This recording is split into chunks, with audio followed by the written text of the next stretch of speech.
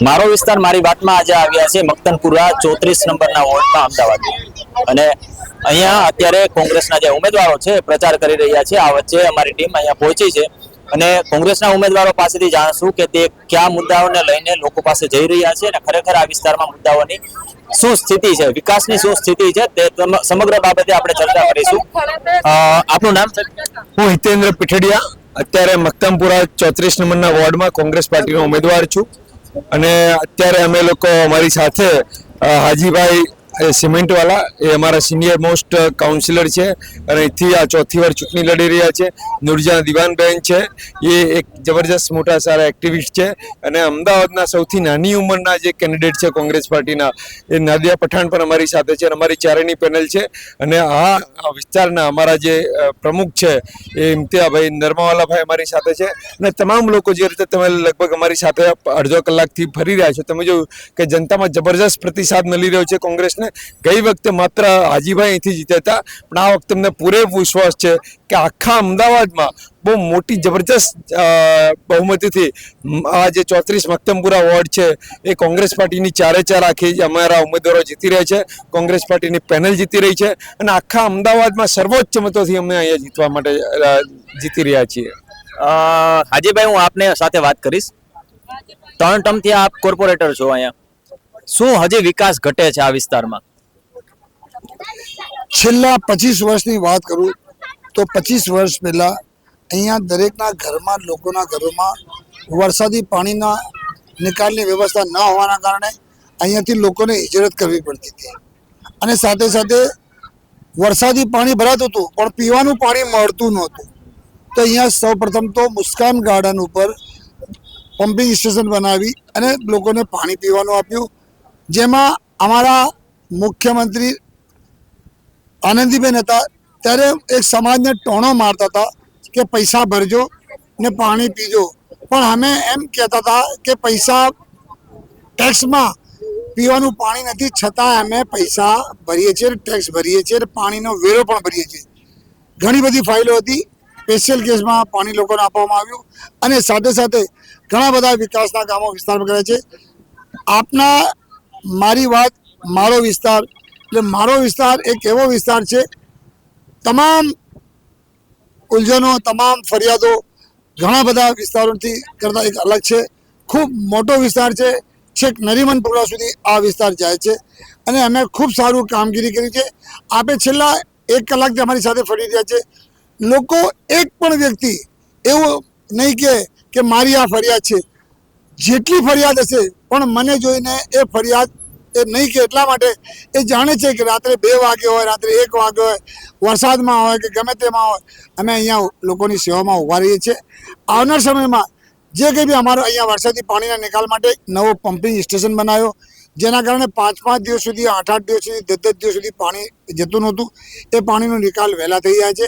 અમારા પ્રયત્ન છે આવનાર સમયમાં એક નવો પ્રોજેક્ટ વરસાદી પાણીનો નિકાલનો છે, જેમાં અહીંયાથી આ વિસ્તારને જોડાણ કરાવવા માટે અમે પ્રયત્ન કરીશું અને ઘણા બધા આરોગ્ય સેન્ટરથી લઈને CSC સેન્ટરથી લઈને ઘણું બધું અમે કામ કર્યું છે। પબ્લિકને ખબર છે એકમાત્ર કોંગ્રેસ પક્ષ એવો છે કે ગરીબોના દ્વારે અને ગરીબો સાથે છે અને લોકોમાં બાજુમાં જ એક ઝલક ફ્લેટ છે, નોન મુસ્લિમ વિસ્તાર છે, દલિત ભાઈઓના વિસ્તાર છે, એમને પણ ખબર છે કે અહીંયા એવું છે કે લોકોની સાથે પ્રેમ ભાવના છે, મોહબ્બત છે।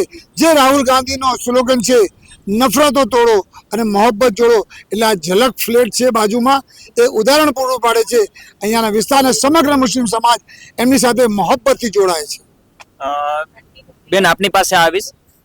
અહીંયા જે વિસ્તારમાં સાહેબે જે વાત કરી કે ભાઈ આરોગ્યને લઈને અમે સજાગ છીએ, તમને શું લાગે છે કે ખરેખર આરોગ્યની સમસ્યાઓ દૂર થઈ છે અને આગામી સમયમાં શું એ આરોગ્યને લઈને તમે આગળ વધીશો?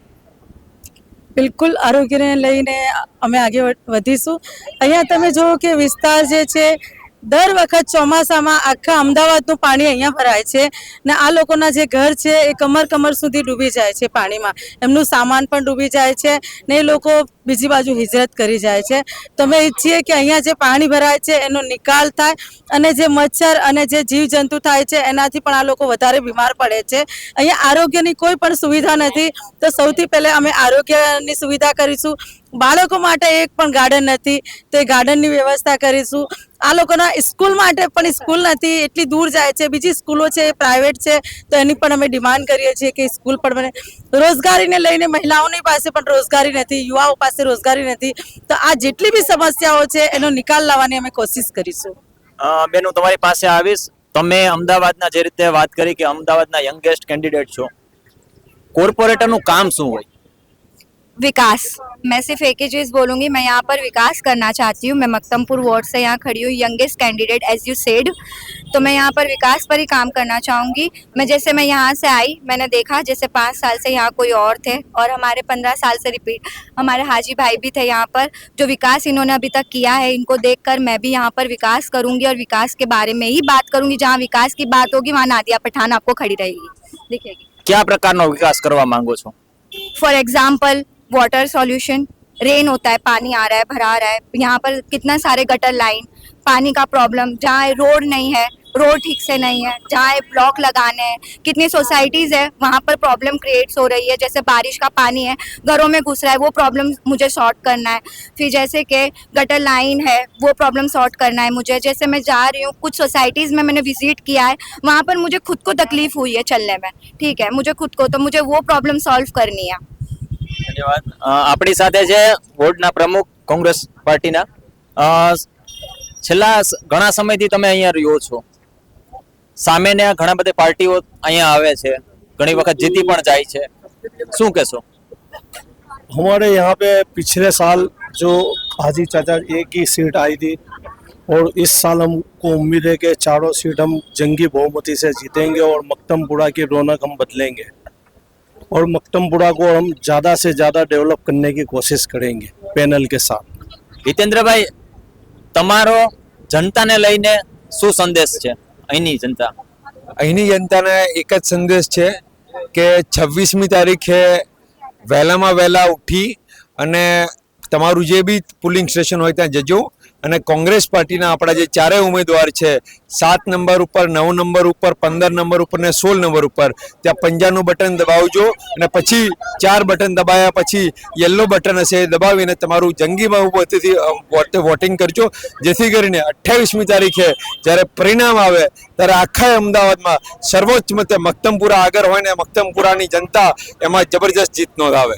આ હતા મક્તનપુરા વોર્ડના જે ઉમેદવાર છે કોંગ્રેસના, તેમની સાથે વાત કરી. આ જે સમસ્યાઓ છે આ વિસ્તારની તેના વિશે વાત કરી. આ બાબતે તમને શું લાગે છે કોમેન્ટ બોક્સમાં ચોક્કસથી જણાવજો. નમસ્કાર.